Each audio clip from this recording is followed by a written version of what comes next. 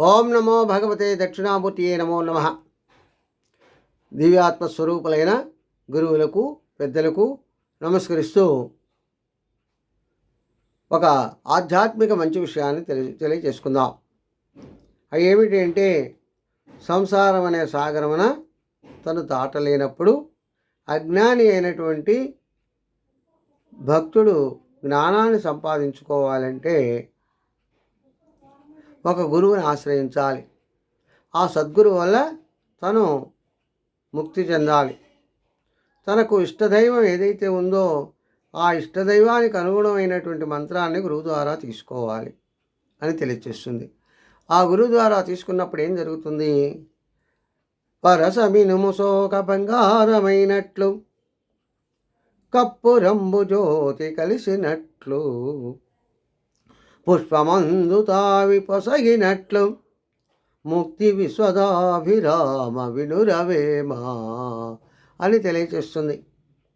అంటే పరుశువేదిని తాకినటువంటి ఇనుము బంగారం అయిపోతుంది.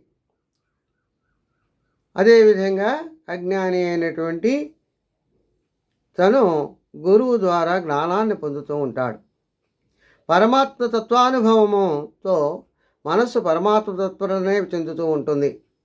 ఏ విధంగా అంటే, కర్పూరము వెలిగి అది ప్రపంచంలో అంటే బయలులో కలిసిపోయినట్లుగా నిర్మల మనస్సు ఆత్మజ్యోతి జ్ఞానానుభవంతో వెలిగి బయలు తెలియచేస్తుంది. అదేవిధంగా పుష్పమందు సువాసనలు పలు దూరమునకు వ్యాపించినట్లుగా పుష్పమందు వాసన ఇమిడియే ఉంటూ ఉంటుంది. అదేవిధంగా జ్ఞాన సంపన్నులైనటువంటి జ్ఞానానుభవముతోటి వెలిగి బయలు జరుగుతుంది. ఆ జ్ఞానానుభవం చెందినటువంటి మనస్సు ఆత్మ స్థితమై ఆత్మగుణములనే ప్రసరిస్తూ తత్పరతనే ఆత్మయే అనబడుతుంది. కనుక ఇవి అన్నీ ముక్తి చెందటానికి మంచిది అని, అనుభవతత్వం కలిగిస్తుంది అని పోల్చి చెబుతుంది. స్వస్తి సర్వే జనా సుఖినో భవంతు. ఓం శాంతి శాంతి శాంతి.